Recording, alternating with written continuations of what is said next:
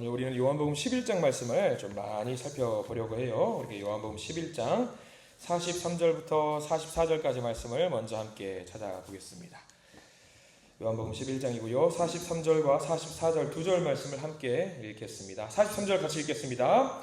이 말씀을 하시고 큰 소리로 나사로야 나오라 부르시니 죽은 자가 수족을 배로 동인 채로 나아오는데 그 얼굴은 수건에 쌓여더라.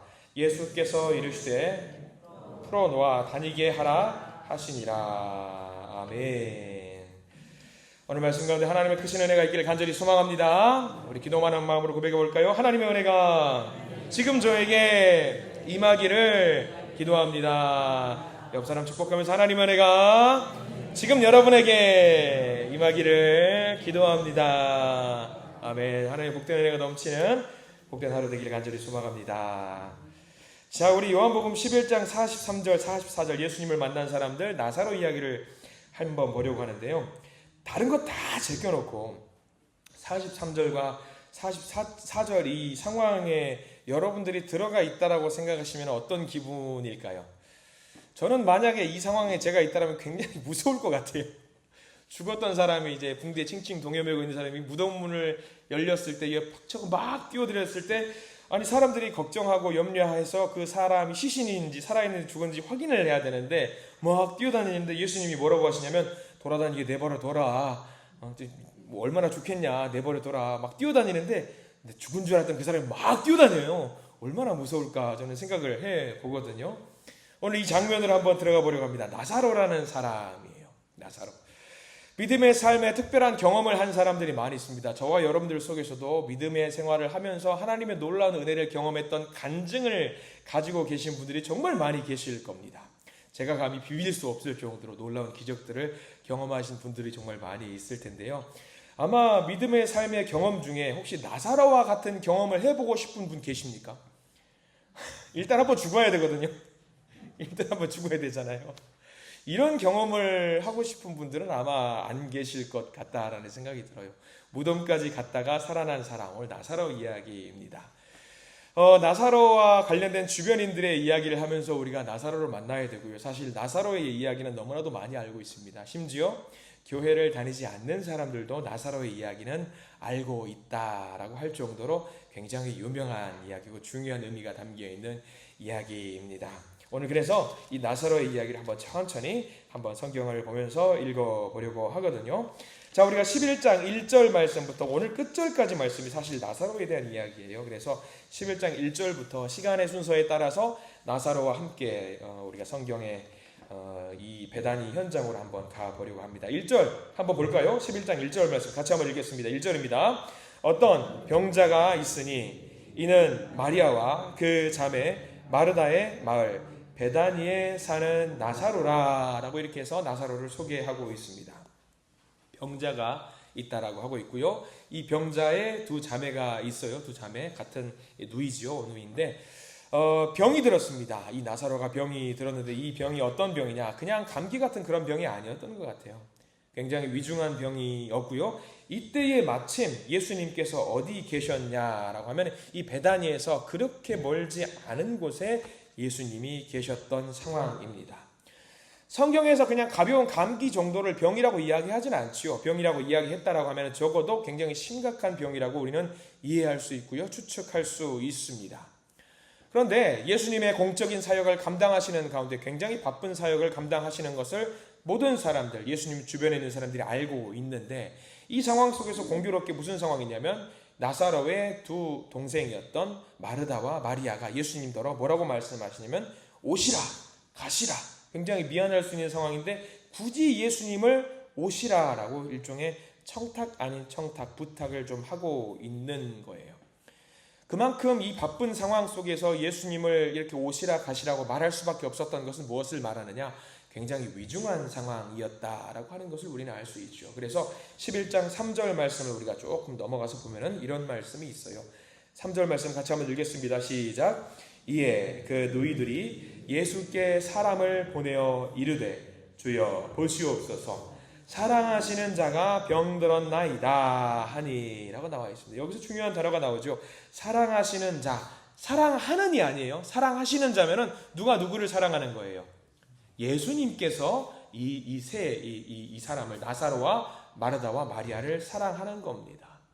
주님께서 너무나도 사랑하시는 자가 병이 들었는데 그냥 감기 같은 병이 아니라 어떤 병? 심각한 병에 걸렸기 때문에 지금 부탁을 하는 거죠. 빨리 좀 와주십시오 라고 지금 부탁을 하고 있는 상황입니다. 예수님께서 만약에 사랑하시는 자예요. 정말로 마음을 다해서 사랑하시는 자. 그런데 병에 걸렸습니다. 심각한 병에 걸렸어요. 그러면 제일 먼저 뭐 할 것 같아요? 부탁을 했으니까 열일 제쳐두고 예수님께서 오셔서 이 병을 고쳐주실 것이라고 생각을 했을 것 같아요. 이미 예수님께서 많은 기적을 보여주셨기 때문에 병에 걸린 나사로를 고치는 일, 식은 죽 먹기였겠죠. 그래서 마르다와 마리아는 예수님을 초청하면서 오시라고 부탁을 하면서 예수님께서 가지셨던 치유의 어떤 능력을 의심을 전혀 하지 않았습니다. 그래서 마르다와 마리아가 무례한 일이지만 예수님을 오시라고 부탁을 했던 것 같아요. 그리고 이렇게 확신 가운데 예수님을 오시라고 하면은 예수님이 오실 거라고 믿을 수 있었던, 확신 가운데 있었던 이유는 딱 하나, 아까 우리가 읽었죠. 사랑하시는 자. 나사로와 그 자매들을 너무나도 사랑했기 때문에 예수님은 주저하지 않고 오실 것이라는 확신이 있었던 것 같습니다. 자, 그래서 이 사랑하는 상대를 한번 볼까요? 5절 말씀을 한번 보도록 하겠습니다. 11장 5절 말씀 같이 한번 읽어보겠습니다. 시작. 예수께서 본래 마르다와 그 동생과 나사로를 사랑하시더니 라고 나와 있어요.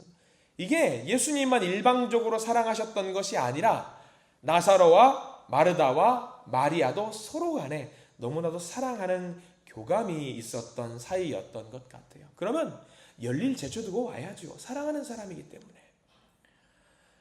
이렇게 오지 않는 것이 오히려 이상할 정도로 당연히 와야 되는 일입니다. 예수님은 당연히 올 거라고 확신이 있었습니다. 아마 그런 사랑이었겠죠. 말씀을 준비하면서 그런 생각을 했습니다. 자녀들이 시집장가 가면은 보통 엄마들이 한 가지 결단을 하는 게 있대요. 뭐냐, 어떤 결단을 하는 것 같아요.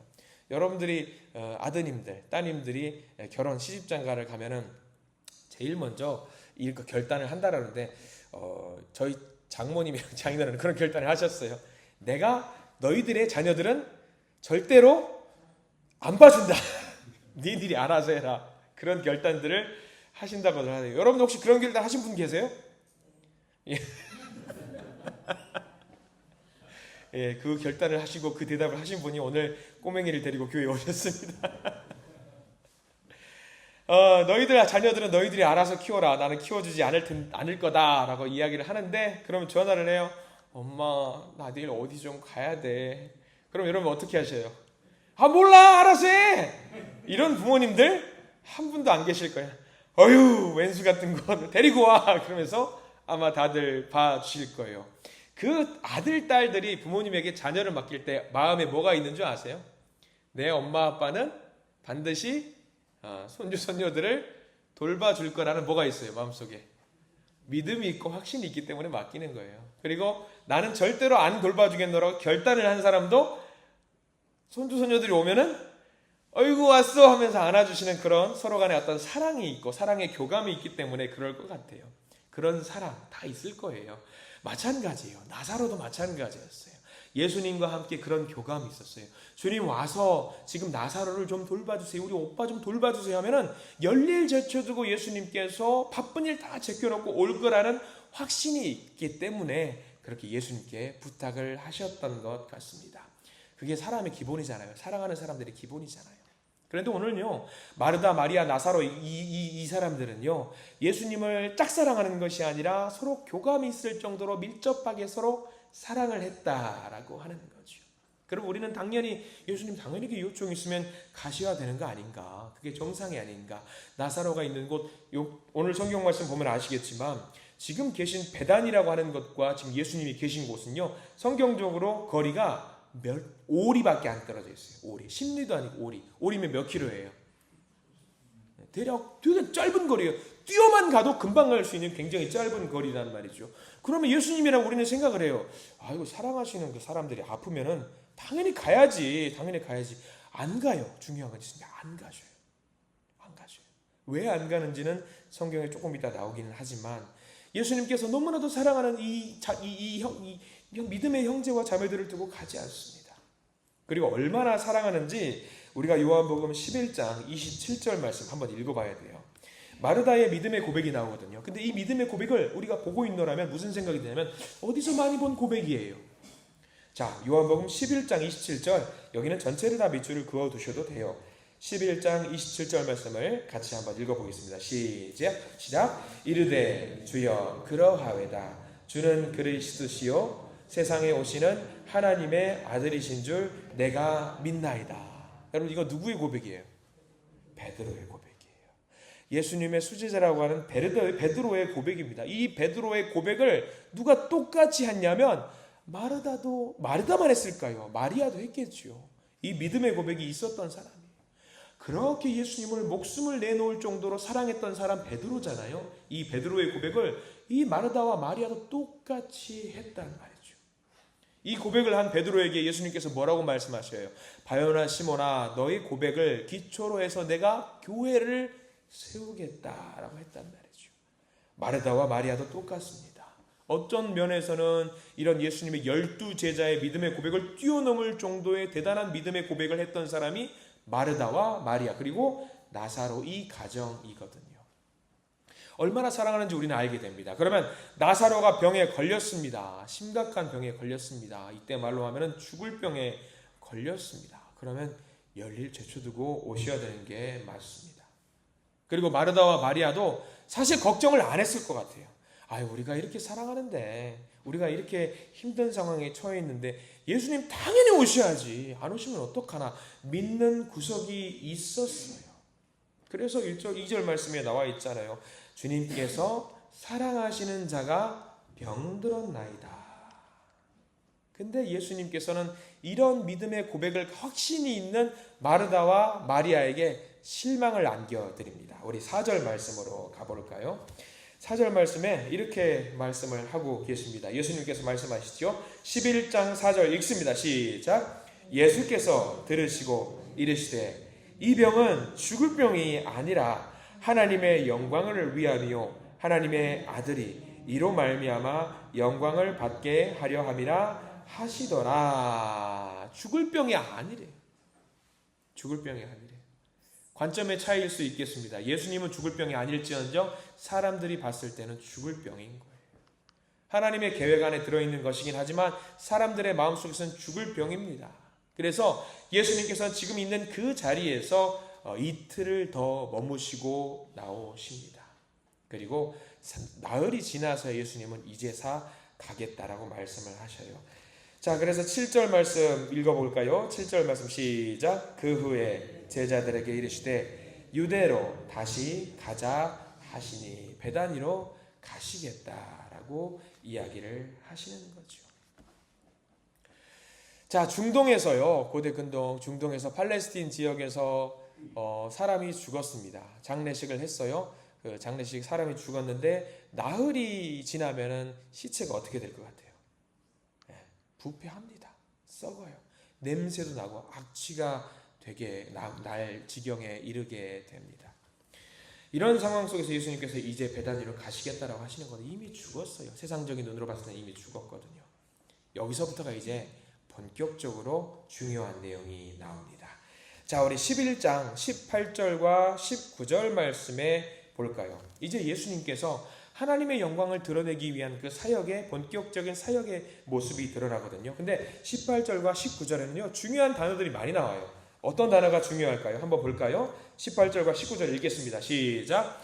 베다니는 예루살렘에서 가깝기가 한 오리쯤 되매 많은 유대인이 마르다와 마리아에게 그 오라비의 일로 위문하러 왔더니, 조문하러 많은 사람들이 왔어요. 근데 중요한 거는요, 19절 말씀에 잘 보시면 조문하러 온 사람들이 누군지를 잘 보셔야 돼요.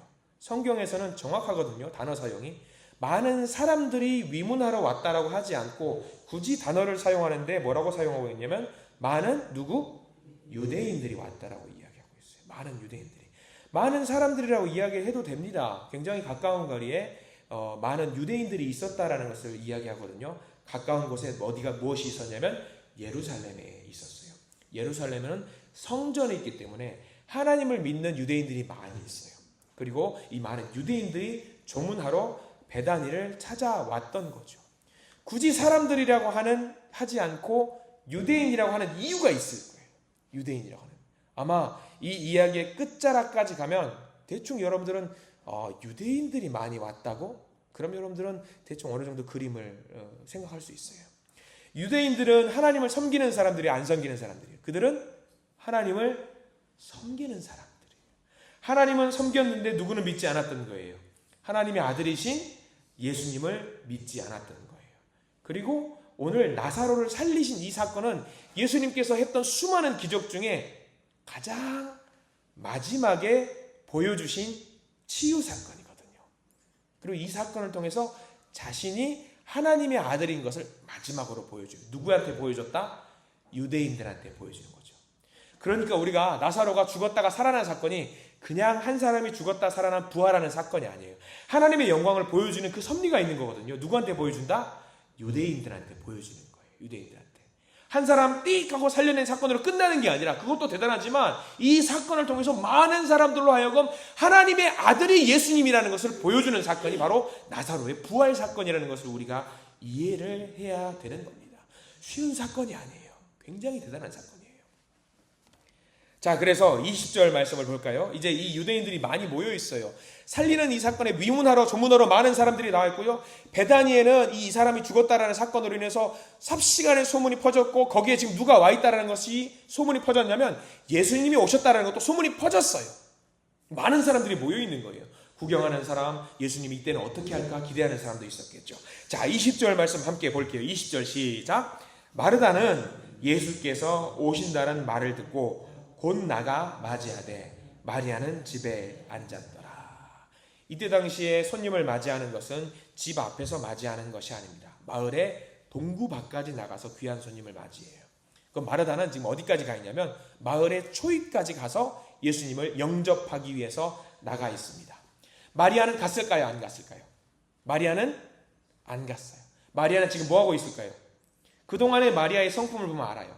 감성적이지요? 예수님 발밑에서 말씀을 잘 들었던 마리아입니다. 마음 깊숙한 곳에서 사모하는 마음을 가지고 있어요. 약간 소심한 스타일이에요. 그러면은 예수님께서 오빠를 살리러 안 왔어요. 근데 마르다는 예수님께서 오신다는 소식을 듣고 냉큼 달려갔지만 마리아는 지금 어떤 상태일 것 같아요? 속된 말로 하면 우리식으로 말하면 삐졌어요. 마리아는 잔뜩 삐져 있는 거예요.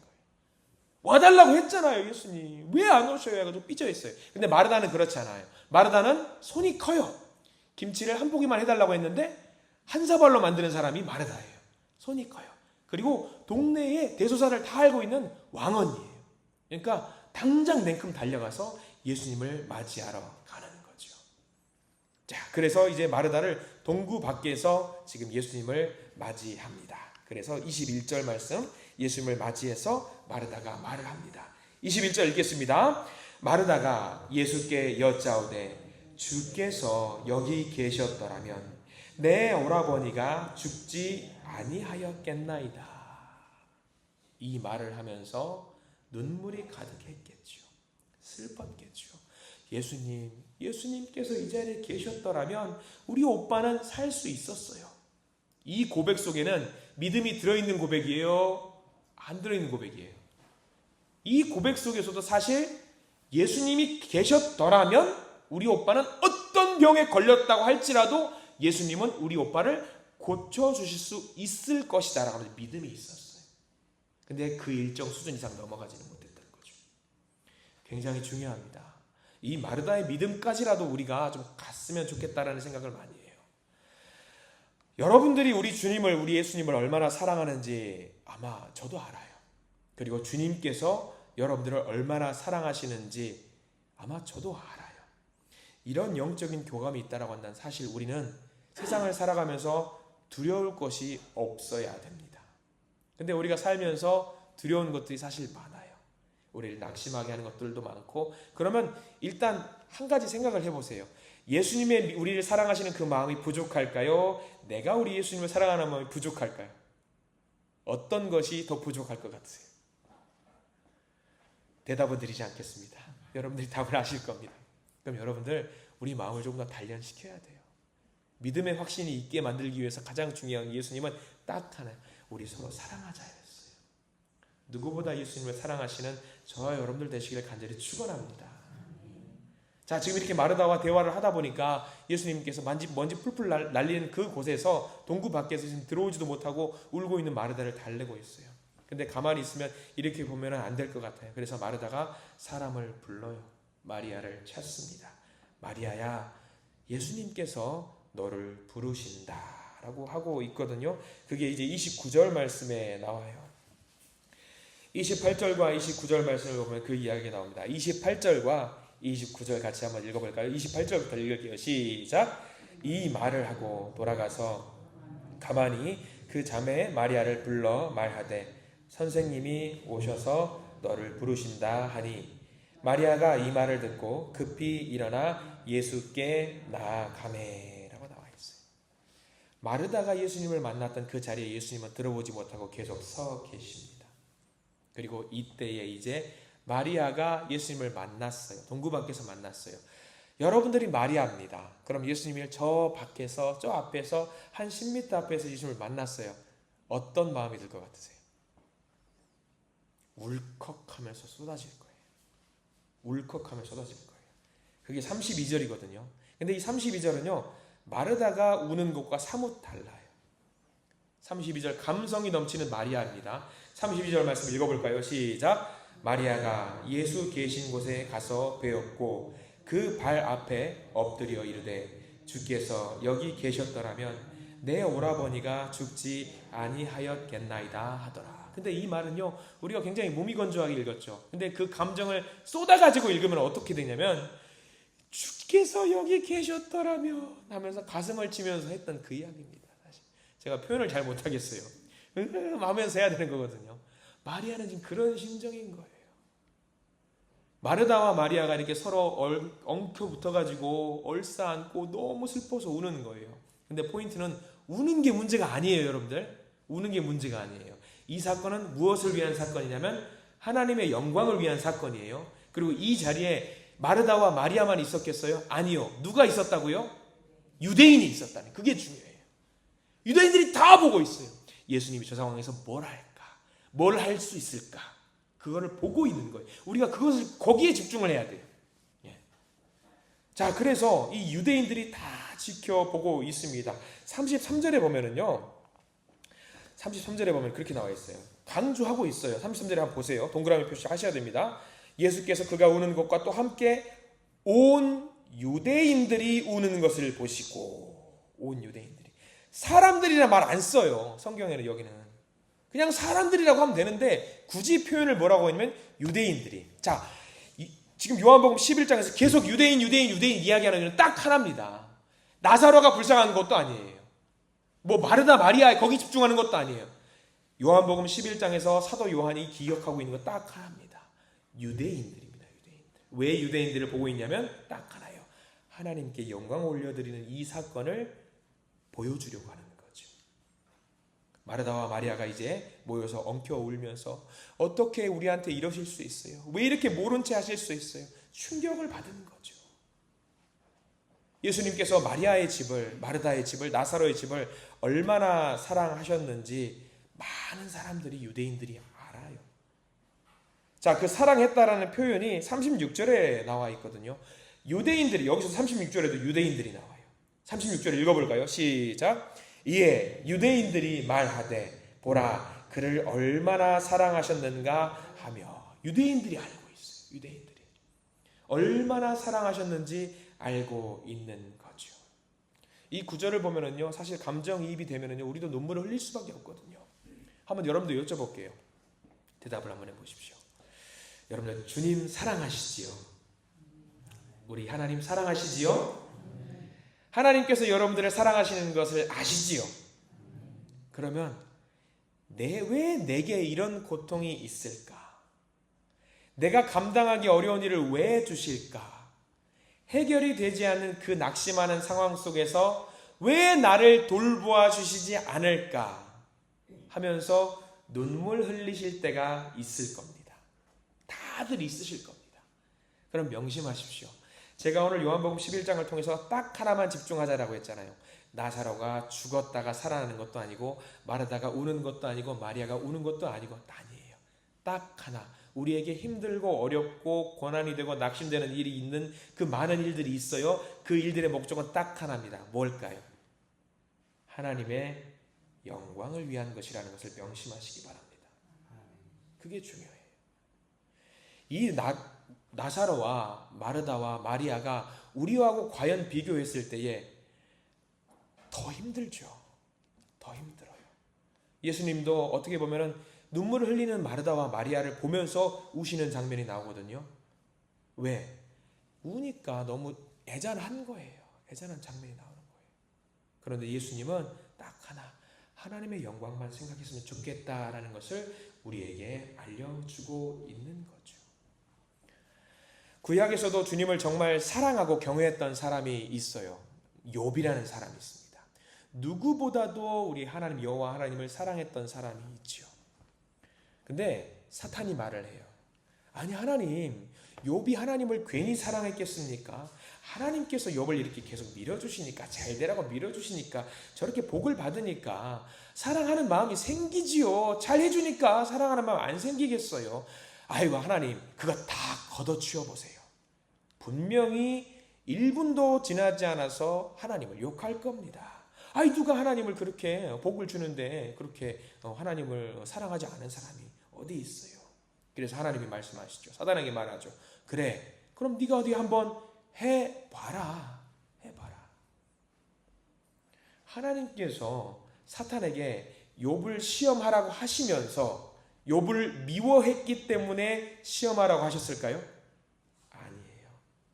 왜 시험하라고 하셨냐면 딱 하나예요. 사랑했기 때문이에요. 사랑했기 때문에. 하나님이 욥을 너무 사랑하셨기 때문에. 욥을 지켜주고 싶은데 하나님은 저 사단을 한 방 먹이고 싶으신 거예요. 한 방 먹이고 싶은데 욥에게는 너무 미안하지만 사랑하니까 믿을 만한 사람이 누구밖에 없는 거예요? 욥밖에 없는 거예요. 너무 사랑하니까. 너밖에 없어. 다른 사람들은 맡길 사람이 없어. 내가 정말 사랑하는 거 알지? 너밖에 없어. 내가 너무 사랑하니까, 믿으니까 하나님의 영광을 위해서 한 번만 이거를 좀 견뎌봤으면 좋겠다. 나사로도 똑같습니다. 너무 사랑하니까 이 일을 맡기고 싶으신 거예요. 하나님의 치유사역, 하나님의 영광을 높이고 싶은, 하나님께 영광을 돌리고 싶은 그 일을 하고 싶은데 맡길 사람이 누구밖에 보이지 않아요? 나사로밖에 보이지 않아요. 나사로밖에. 내가 너무나도 사랑하는 나사로밖에 보이지 않아요. 그러니까 하나님께서 이 모든 힘든 일을 나사로에게 맡기는 거죠. 오늘 요한복음에 보면은 요한의 별명이 무슨 사도인지 아시죠? 사랑의 사도입니다. 사랑의 사도예요. 사랑. 주님께서 얼마나 사랑하시는지를 보여주고 있는 거예요. 나사로를 통해서 보여주고 있는 거예요. 자, 이거를 알고 우리가 다시 한번 11장 3절로 돌아가 보세요. 그러면 이 11장 3절 말씀이 달리 보여요. 자, 11장 3절. 하나님 너무나도 사랑하시는 그 사람에게만 이 일을 줄 수 있는 거예요. 맡길 수 있는 거예요. 11장 3절 읽어볼게요. 시작. 이에 그 누이들이 예수께서 사람을 보내어 이르되 주여 보시옵소서, 사랑하시는 자가 병들었나이다. 여기 나와 있는 사랑은 그냥 사랑이 이제 아닌 거예요. 내가 이 사역을 맡길 만한 사람이 나사로밖에 없다라는 것을 고백하면서 나사로에게 나아가는 거죠.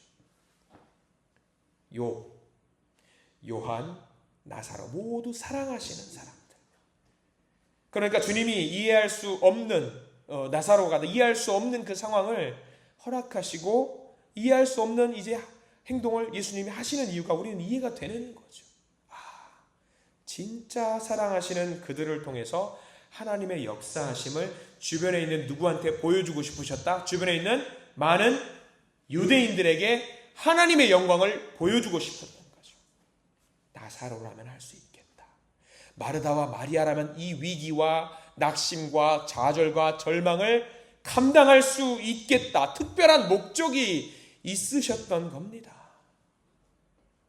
단순하게 한 사람이 죽었다 살아나는 것 이상의 의미가 있어요. 살리셨어요. 누구를? 나사로를. 나사로가 누군데? 주님이 사랑하시는 자, 주님이 사랑하시는 그 자가 하나님의 그 일을 감당할 수 있는 그 자. 지금 주변에는요, 유대인들이 넘쳐요. 가득해요. 나름 신앙이 있다고 하는 사람들, 근데 우리가 봤을 때 이 사람들은 거짓 믿음이 있었던 사람인 거죠. 그들에게 나사를 보이시면서 나사로가 살리는 것을, 살아나는 것을 보이시면서 알려주시고 싶으셨던 거예요.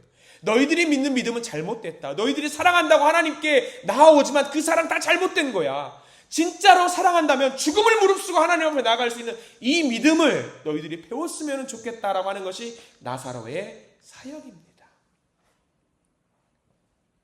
자, 그래서 우리가 봤던 11장 27절, 하나님의 아들이신 줄 내가 믿나이다. 이 믿음을 귀하게 보시고 유대인들에게 한방 제대로 먹이시려고 이제 움직이십니다. 31절 말씀 한번 볼까요? 11장 31절 말씀, 여기도 마찬가지로 유대인들이 기필코 나와요.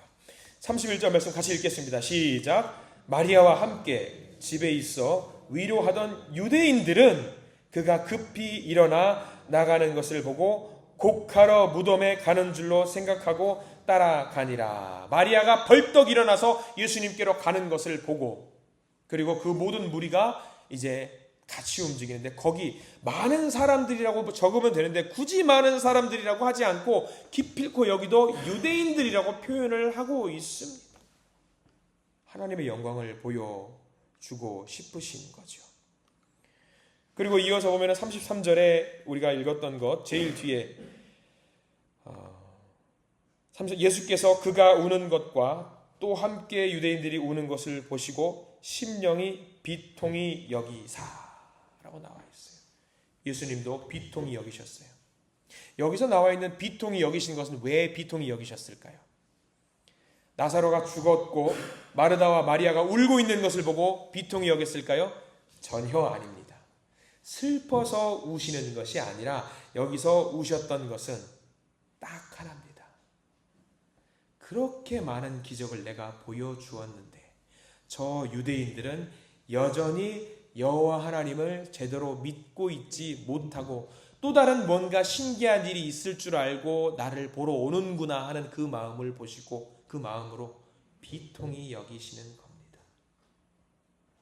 아픈 사건이에요. 사실 이 나사로의 부활 사건은요, 굉장히 예수님의 마음을 아프게 하는 사건입니다.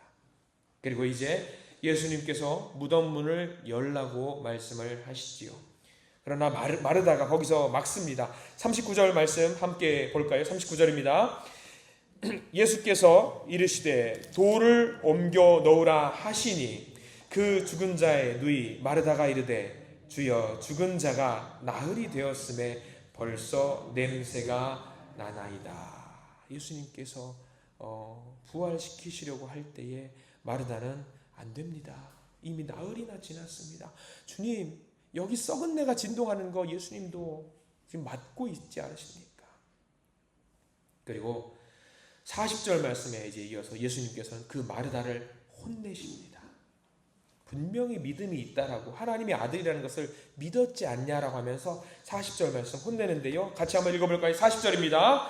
예수께서 이르시되 내 말이 내가 믿으면 하나님의 영광을 보리라 하지 아니하였느냐 하시니 된통 혼내시는 거예요. 너 믿는다면서 왜 그렇게 말하냐? 비켜라. 너 믿는다면서. 마르다가 그래서 굴리지 못하고요, 다른 하인들이 굴립니다. 나사로 한 명을 살리는 일이 아니라 모든 사람을 살리기 위한 일이라는 것을 42절 말씀에 해 주시거든요. 42절 말씀 전체를 다 밑줄을 그으셔야 됩니다. 42절 시작. 항상 내 말을 들으시는 줄을 내가 알았나이다. 그러나 이 말씀 하옵는 것은 둘러선 무리를 위함이니 곧 아버지께서 나를 보내신 것을 그들로 믿게 하려 함이니이다. 나사로를 살리는 게 이게 목적이 아닌 것을 말씀해 주는 거예요. 명확하게 이야기를 하고 있잖아요. 둘러선 무리를 위함이니, 나사로를 살리는 게 목적이 아니라 둘러선 무리들을 살리기 위함이니 아버지께서 나를 보내신 것을 그들로 믿게 하려 함이니이다. 여기 나와 있는 그들은 누굴까요? 유대인들입니다. 잘못 믿고 있었던 그 유대인들을 향해서 이들을 하나님께로 돌이키게 만들고 싶은 이 일을 하나님 보여주시옵소서. 내가 기도하는 건 늘 주님께서, 하나님께서 들으시는 줄 내가 압니다. 그리고 드디어 43절에 나사로야 나와라. 라고 말씀을 하시죠. 이때 제일 무서웠던 사람이 누구였을까요? 나사로가 무덤문이 열렸을 때에 칭칭 붕대를 동요매고 있었던 나사로가 나왔을 때에 제일 두려웠던 사람, 많은 사람도 있었을 거 아니에요. 누가 제일 무서웠을까요? 시신을, 여러분들 염할 때 장례식장 가면 염할 때 시신을 어떻게 해요? 감아매잖아요. 칭칭 동요매서 어떻게 감아매는지 아시죠? 몸이 빳빳해가지고 못 움직일 정도로 이걸 칭칭 동요매거든요. 그러면 여러분 상상을 해보세요. 이때 당시에도 붕대로 칭칭 동요맸어요. 그러면 나사로가 나와서 움직여서 막 활보고 돌아다녀요. 그럼 누가 제일 무서운 줄 아세요? 이 시신 처리 누가 못했는지, 장례식 누가 집도 있는지 다 불러요. 이거 똑바로 안 맸다고 환불해달라고. 이거는 약간 개그스러운 이야기인데 이게 나사로가 나오는데 제대로 매어 있지 않은 거예요. 붕대가 막 풀풀 날리면서 돌아다니는 상황이거든요. 이 장면을 생각하면요 정말 놀라운 역사죠.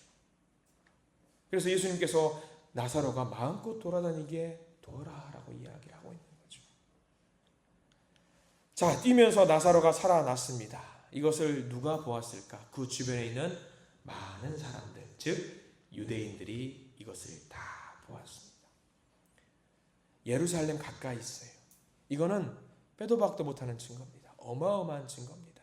무슨 증거냐면 하나님께서 생사를 주관하신다라는 증거입니다. 사람들은 그동안에 예수님이 보여주셨던 많은 기적을 보면서 유대인들이 의심했습니다. 저거 쇼다, 저거 사입이다, 거짓말이다, 속임수다라고 하면 별별 말로 믿지 않았습니다. 부인했습니다. 근데 이제 이 나사로의 부활 사건이 사실이라는 것이 많은 사람들이 알게 되면은 그동안의 공생의 기간 3년 동안에 예수님께 하셨던 수많은 말들과 기적들도 사실이라는 것이 증명이 되는 일이거든요. 근데 그 증인들이 누구예요? 증인들이 바로 유대인들이 증인이 되게 됩니다. 그럼 예루살렘에 있는 많은 사람들이 저분은 하나님의 아들이라는 증인들이 이제 득실거리는 상황이 생기게 됩니다.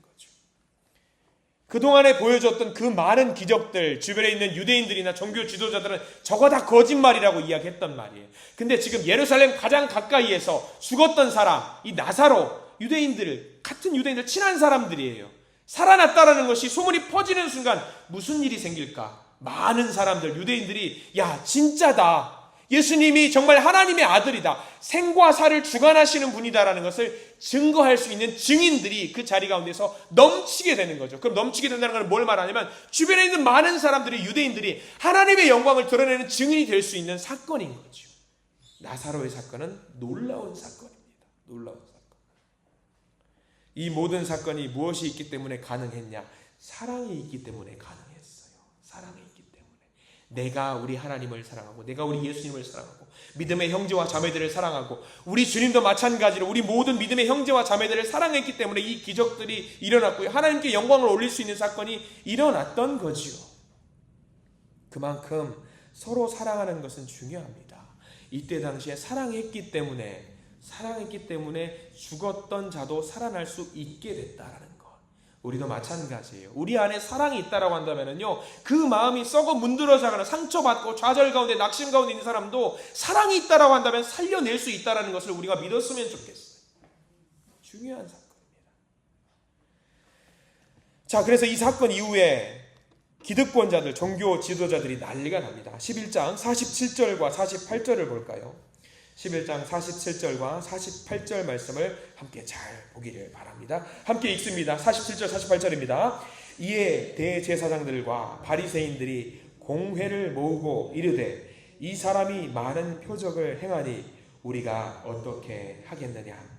만일 그를 이대로 두면 모든 사람이 그를 믿을 것이요 그리고 로마인들이 와서 우리 땅과 민족을 빼앗아 가리라 하니.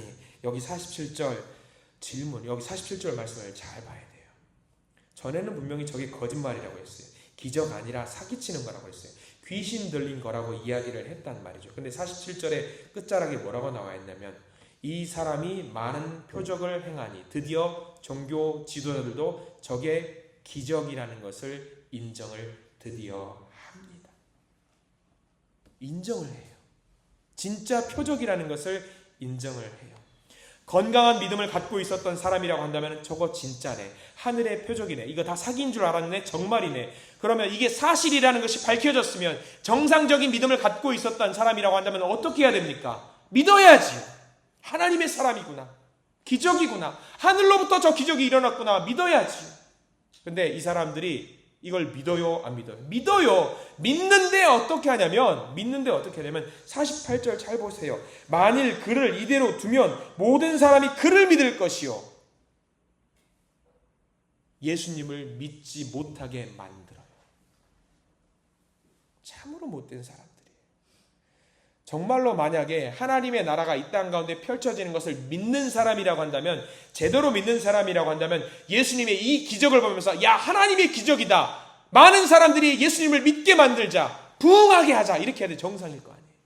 근데 저게 하늘로부터 온 기적이라는 것을 알면서도 이제 어떻게 하냐면 예수를 믿지 못하게 만들자. 그렇게 말하는 거죠.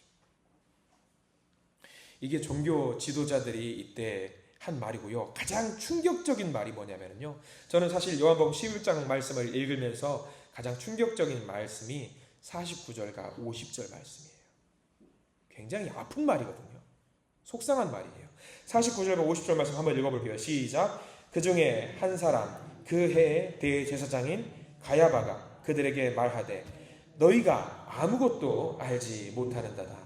한 사람이 백성을 위하여 죽어서 온 민족이 망하지 않게 되는 것이 너희에게 유익한 줄을 생각하지 아니한도다 하였으니. 자, 이 말이 무슨 말이냐면 대제사장이 하는 말이 이거예요. 야, 왜 다들 놀라고 그래? 저거 머리만 치면 다 흩어지는 거 아니냐?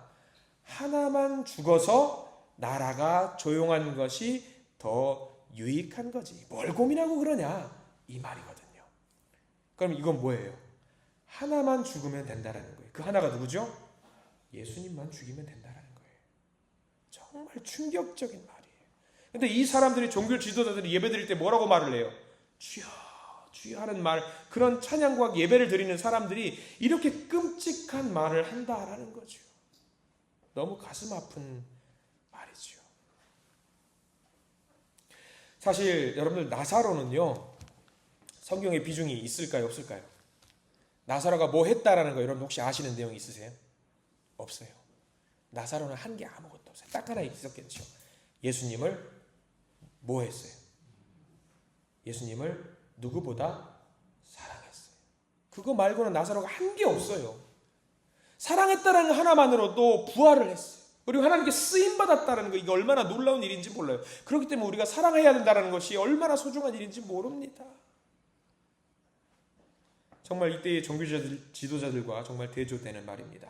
이 종교 지도자들은요, 이제 급기야 어떻게까지 하냐면요, 예수님을 잡으면서 동시에 무엇을 하려고 하냐면, 요한복음 12장까지 가볼까요? 오늘 말씀의 거의 끝자락인데, 요한복음 12장 10절과 11절 말씀, 여기도 한번 별표를 쳐두시고 나중에 혹시 묵상하시면 좋을 것 같아요. 요한복음 12장 10절과 11절 말씀 같이 읽겠습니다. 시작. 대제사장들이 나사로까지 죽이려고 모의하니 나사로 때문에 많은 유대인이 가서 예수를 믿음이러라.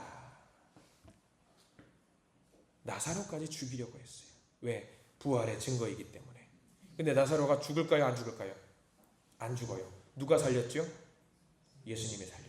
이후에 나사로가 이렇게 모함을 받아서 죽을 것 같아서 안 되겠다 싶어서 시선을 예수님 본인에게 돌립니다. 나사로가 두 번 죽게 만들 수는 없다. 저들로 하여금 두 번 죽게 만들 수는 없다라는 생각으로 하고 예수님은 자기를 희생합니다. 이 나사로를 이렇게 사랑하시면서 이 중요한 일을 맡기셨던 이유, 예수님이 너무 사랑하시기 때문에 믿을 수 있었거든요. 야, 걔는 나를 기다려줄 거야. 걔는 여전히 나를 따라올 거야. 걔는 여전히 믿음을 지킬 거야. 나사로를 우리가 그렇게 바라보셔야 됩니다. 나사로가 잘한 거, 하나님 앞에서 잘한 거 딱 하나, 사랑했던 거. 우리도 사랑하시기 바랍니다. 먼저는 하나님을 사랑하셔야 되고 우리 예수님 성령님을 사랑하셔야 되고 그거 못지않게 우리가 사랑해야 될 것이 하나가 있다라고 한다면 우리 믿음의 형제와 자매들을 깊은 마음으로 사랑하시기 바랍니다. 그 사랑할 때에 이 예수 공동체는요, 우리 하나님의 공동체니 한신 공동체는 더욱더 칭찬받는 아름다운 하나님의 나라로 거듭날 줄 믿습니다. 우리 나사로 사랑했던 사람, 마르다와 마리아도 마찬가지입니다. 누구보다 주님을 사랑했던 그 사랑의 공동체가 바로 이 자리 가운데 우리 가운데 펼쳐지기를 간절히 축원합니다. 기도하겠습니다. 주님 감사합니다. 주님이 우리를 찾으십니다. 너만큼은 내 부탁을 들어줄 사람이고 너만큼은 나를 따라와 줄 사람이고 너만큼은 배신하지 않을 사람이고 그래서 내가 너를 사랑한다. 다만 미안한데 이 일을 네가 꼭 해주어야겠다. 주님께서 우리에게 그 말씀을 하실 때에 주님 그렇습니다. 제가 누구보다 주님을 정말 사랑합니다. 그러니 주님 그 일을 내가 기꺼이 감당하겠습니다 하고 고백할 수 있는 우리 모든 믿음의 형제와 자매들이 될 수 있도록 인도하여 주시옵소서. 나를 선택하시고 나에게 그 일을 맡겨주시니 감사합니다. 내게 주신 그 삶의 자리, 부르심의 그 자리, 내게 주어진 이 길, 주님을 사랑하기 때문에 이 길을 기꺼이 가기를 원하오니 주님 사랑하는 그 마음만 받아주시고 나를 주님의 도구로 써 주시옵소서. 이 기도와 결단을 하는 우리 모두가 될 수 있도록 저희들을 인도해 주시옵소서. 예수 그리스도 이름으로 간절히 기도드립니다. 아멘.